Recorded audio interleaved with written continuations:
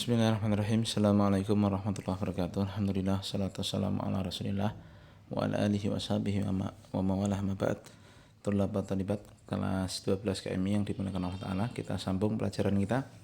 Sekarang kita bahas sifat yang ketiga dari contoh-contoh sifat-sifat Allah Subhanahu wa Ta'ala yang dibawakan oleh Imam Ibnu Qudamah Al-Maqdisi dalam kitab ini. As-sifatu tsalitsa, an-nafsu. Sifat yang ketiga yang disebutkan oleh Imam Qudamah Al-Maqdisi rahimahullah adalah an-nafsu, yaitu diri Allah begitu. An-nafsu thabitatun lillahi ta'ala bil kitabi was sunnati wa ijma'i salaf. Adanya sifat an-nafas pada Allah Subhanahu wa taala ini telah tetap dalam Al-Qur'an, Sunnah dan juga ijma'. Dalilnya menurut Al-Quran Allah Subhanahu wa taala mengatakan kataba rabbuhum ala nafsihi rahmah. Kalimat nafas. Allah telah menetapkan atas dirinya sifat ar-rahmah. Jadi ada nafas, ada rahmah. Ini dua sifat yang berbeda. Paham? Kemudian waqala an Isa innahu qala. Juga Allah mengatakan tentang ketika berdialog dengan Nabi Isa, Allah mengatakan ta'lamu ma fi nafsi wa la a'lamu ma fi nafsik.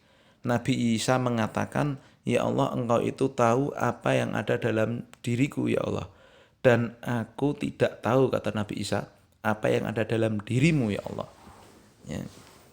Jelas.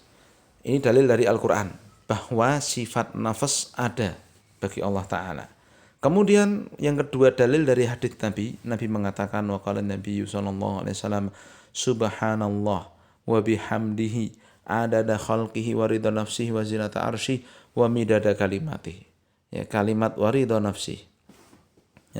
Ini jelas sekali menunjukkan adanya sifat nafas yang tetap pada Allah Subhanahu wa taala sesuai dengan keagungannya. Riwayat Muslim. Wa ajma' as-salaf, kemudian yang ketiga adalah dalil dari ijma', dan seluruh salaf sepakat ala thubutiha alal wajhil laiki bihi. Seluruh ulama salaf sepakat akan adanya nafas bagi Allah sesuai dengan keagungan dan kemuliaan Allah Ta'ala. Fayajibu itsbatuha lillah, maka wajib menetapkan nafas ini untuk Allah tanpa tahrif, tanpa ta'til, tanpa takyif, tanpa tamtsil. Kemudian perkataan Allah Subhanahu wa taala wa jaa rabbuka, ini pembahasan tambahan oleh Syekh Utsaimin. Wa jaa rabbuka. Mohon maaf, ternyata bukan tambahan, tapi ini pindah pembahasan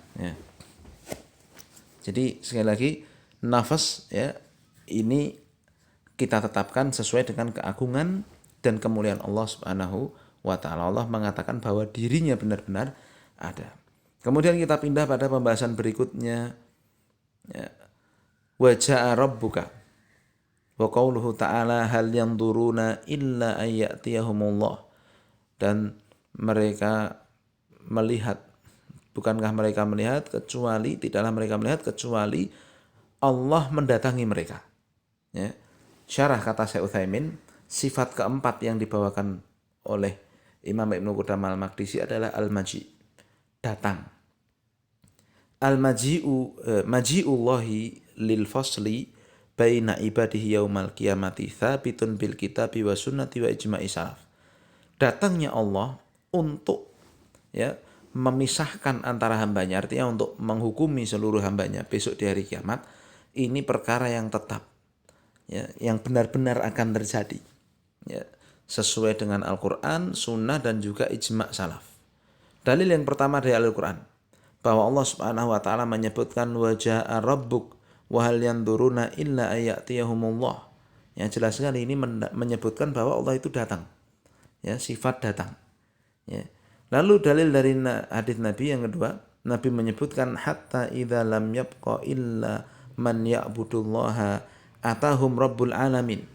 Sampai ketika tidak tersisa kecuali yang menyembah Allah semata, maka Tuhan semesta alam datang kepada mereka. Hadis ini sahih riwayat Imam Bukhari dan Muslim. Min haditsin tawilin, dari hadis yang panjang. Nah, yang intinya ini adalah besok di hari kiamat ya Allah Subhanahu wa taala benar-benar mendatangi hambanya ya untuk menegakkan hisab, dan banyak ya ayat-ayat semisal yang menunjukkan mana itu dalam Al-Qur'an. Taib. Lalu yang ketiga adalah ijma' wa ajma' as-salafu ala thubutil maji'i lillahi ta'ala, dan para ulama salaf sepakat bahwa Allah benar-benar datang sesuai dengan keagungan dan kemuliaan Allah Ta'ala. Fayajibu itsbatu lahu min ghairi tahrifin wala ta'tilin wala takyifin wala tamthilin. Maka wajib menetapkannya tanpa tahrif, ta'til, takyif dan juga tamthil. Wa huwa maji'un haqiqiyyun yaliku billahi ta'ala, yaitu datang yang sebenar-benarnya sesuai dengan keagungan Allah Ta'ala. Waqad fassara ahlu ta'til. Nah, ini Syekh Utsaimin bawakan ya, orang-orang batil, orang-orang ahli taktil, mereka yang menolak sifat ini ya, mereka mengatakan bimaji amrihi, bahwa yang datang itu adalah perintah Allah. Wa naruddu alaihim bima sabaqa fil qaidati rabi'ah. Maka kita bantah dengan kaidah keempat, yaitu kaidah dalam membantah ahli taktil. Bagaimana? Yang pertama, menyelisihi zahir nas. Yang kedua, apa? Zahir nasnya kan ini ja'a itu benar-benar datang. Ya'ti kan benar-benar datang. Nah, apa sih susahnya memahami datang kan begitu. Lalu yang kedua, menyelisihi jalan salaf dalam menafsirkannya. Tidak ada salaf siapapun yang menafsirkan datang itu sebagai perintah. Lalu yang ketiga, Yang ketiga adalah tidak ada dalil sahih yang menyebutkan bahwa makna maji ya ja'a itu maknanya adalah amr ya. Tidak ada dalil sahih yang mengatakan itu. Maka ini bantahan untuk ahli taktil yang tidak mau menerima sifat maji'ullah. Mafhum ya. Tapi kemudian kita pindah satu lagi ya. Tentang atau ya kita lihat dulu nanti, kalau yang bawahnya pendek ya kita sambung lagi. Pindah pada bahasan berikutnya, wa qauluhu ta'ala ridallahu radhiyallahu anhum wa radu'an. Allah ridho atas mereka dan mereka ridho atas Allah. Lihat, as-sifatul khamisatu, sifat yang kelima yang Imam Ibnu Qudamah bawakan adalah ar-ridho, yaitu sikap ridho. Ar-ridho min sifatillahi tsabitati lahu bil kitabi wa sunnati wa ijma'i salaf. Ridho merupakan sifat Allah yang tetap benar-benar ada ya menurut Al-Qur'an, sunnah dan juga ijma' salaf. Dalil dari Al-Qur'an bahwa ridho itu benar-benar ada. Allah mengatakan radhiyallahu anhum wa radu'an ya di surat Al-Maidah. Demikian di akhir surat Al-Bayyinah juga sama kan. Taib. Jadi benar-benar Allah memiliki keridhaan. Ya, Allah ridho kepada orang-orang beriman. Lalu dalam hadis Nabi, dalil yang kedua bahwa Allah memiliki sifat ridho, Nabi mengatakan innallaha la yardha anil abdi an ya'kulal aklata fayahmidahu 'alaiha aw yashraba syurbata fayahmidahu 'alaiha, rawahu Muslim. Sungguhnya Allah benar-benar ridho kepada seorang hamba yang kalau dia itu makan lalu dia puji Allah atas nikmat yang dia dapatkan dari makanan itu. Atau kalau dia minum, dia puji Allah atas minuman itu. Ya. Allah benar-benar ridho kepada hamba yang demikian. Makan muji Allah, minum muji Allah. Maka jangan sampai lupa ya, kalau kita makan minum, bismillah, ya selesai alhamdulillah. Nah, karena Allah ridho pada orang yang seperti itu. Lalu dalil yang ketiga, wa ajma'as salaf ala itsbatir ridho lillahi ta'ala, dan para ulama salaf sepakat ya akan adanya sifat ridho bagi Allah Ta'ala. Maka wajib bagi kita untuk menetapkannya min ghairi tahrifin wala ta'tilin wala takyifin wala tamthil, tanpa tahrif, ta'til, takyif dan juga tamthil. Wa huwa ridho haqiqiyyun yaliku billahi ta'ala, yaitu ridho yang sebenar-benarnya, yang sesuai dengan keagungan Allah Subhanahu wa taala. Nah, tambahan kata Syekh Utsaimin, faqad fassara ahlut ta'tili bitsawab. Maka orang-orang yang menolak sifat Allah, mereka menafsirkan ridho itu sebagai balasan. Wa naruddu alaihim bima sabaqa fil qaidati rabi'ah. Maka kita bantah, kita terapkan kaidah keempat untuk mereka. Bantahnya ada tiga ya di kaidah itu. Sudah saya ulangi tadi. Yang pertama, menyelisihi dhahir nas. Ridho itu ya ridho, bukan thawab, beda lagi urusannya. Lalu yang kedua, menyelisihi jalan salaf. Mana tidak ada ulama salaf yang menafsirkan ridho dengan balasan. Nah, lalu yang ketiga, tidak ada dalil sahih yang menyebutkan bahwa ridho itu sama dengan thawab. Paham ya? Taib. Berikutnya satu lagi ini ya. Wa qauluhu ta'ala yuhibbuhum wa yuhibbunahu. Ya. Allah mencintai mereka dan mereka mencintai Allah. Surat Al-Maidah ayat 54. Kata Syekh Utsaimin, as-sifatus sadisah, sifat keenam yang dibawakan oleh Imam Ibnu Qudamah adalah sifat al-mahabbah, yaitu cinta. Al-mahabbatu min sifatillahi tsabitati lahu bil kitabi wa sunnati wa ijma'i salaf. Mahabbah merupakan sifat yang benar-benar ada pada diri Allah, ya, sesuai dengan Al-Qur'an, sunnah dan juga ijma'. Ya, dalil yang pertama, Allah Subhanahu wa taala mengatakan dalam Al-Qur'an, fasaufa ya'tillahu biqaumin yuhibbuhum wa yuhibbunahum.